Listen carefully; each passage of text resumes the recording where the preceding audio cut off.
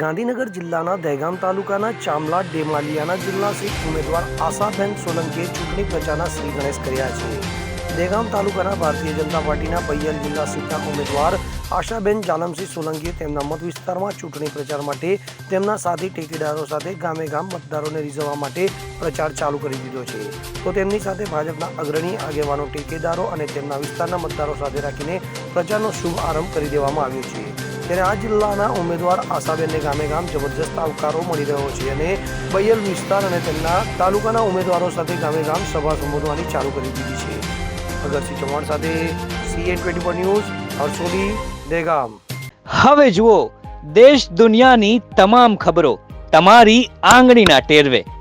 ઉઠાવો મોબાઈલ અને Google Play Store પરથી ડાઉનલોડ કરો અમારી CN24 ન્યૂઝ મોબાઈલ એપ.